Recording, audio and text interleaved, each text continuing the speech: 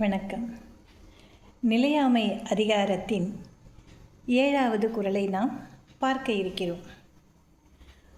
உலகில் எதுவுமே நிலையில்லை என்று தெரிந்த பிறகும் நாம் போடுகிற ஆட்டம் இருக்கிறதே, அப்பா சொல்லவே முடியாது. ஆடிய ஆட்டம் என்ன உண்டா இல்லையா?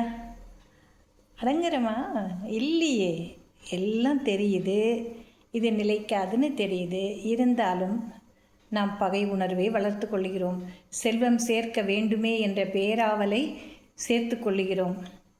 உற்றார் உறவினரிடம் சேர்ந்து இருக்க வேண்டும்னு நினைக்கிறோம், சேராமல் இருக்கணும்னு நினைக்கிறோம். இது எல்லாமே நாம் நினைக்கிறோம். உச்சத்தை தொட வேண்டும். எதா இருந்தாலும் இந்த உலகத்தில் நாம் ஒரு பெரிய இடத்தை அடைய வேண்டும் என்ற தாகமும் வேட்கையும் நோக்கமும் பல பேருக்கு உலகத்தில் இருக்கிறது. ஆனால் அடுத்த நொடி என்ன நடக்கும் அப்படிங்கிறது யாருக்கும் தெரியாது. அது தெரிந்தும் கூட இந்த எண்ணங்களிலிருந்து நம்மால் விடுபட இயலவில்லை. இதுவே அப்பட்டமான உண்மை. இதைத்தான் வள்ளுவர் தனது குறளில் நிலையாமை அதிகாரத்தில் சொல்லுகிறார். ஒரு பொழுதும் வாழ்வதறியார் கருதுப கோடியும் அல்ல பல. ஒரு பொழுதும் வாழ்வதறியார் கருதுப கோடியும் அல்ல பல. அடுத்த ஒரு நொடியில் என்ன நடக்க போகுது அப்படின்னு யாருக்குமே தெரியாது. நம்ம தூங்கி எழுந்திரிச்சோன்னா தான் இந்த நாளில் நம்ம இருக்கிறோம் அப்படிங்கிறது நிலை. ஆனால் அதைவிட இன்னும் ஒரு படி மேலே போகிறார். என்ன அடுத்த நொடி என்ன நடக்க போகுதுன்னே நமக்கு தெரியாதேடா, ஏன்டா இப்படி அலையிறீங்க அப்படின்னு சொல்கிறார். ஆனால் அந்த உண்மை தெரிந்தும் கூட நாம் எத்தனை விதமான எண்ணங்களை நமது மனதில் கொண்டு வருகிறோம்னு பாருங்கள்.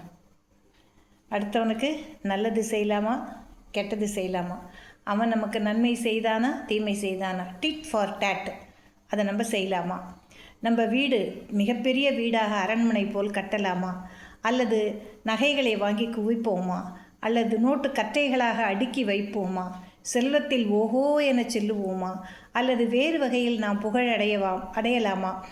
இப்படியெல்லாம் நம்ம மனசு என்ன பண்ணுது, போட்டு குழப்பிக்கிட்டே இருக்குது. நம்மளால் அந்த எண்ணங்களை கட்டுப்படுத்த இயலவில்லை.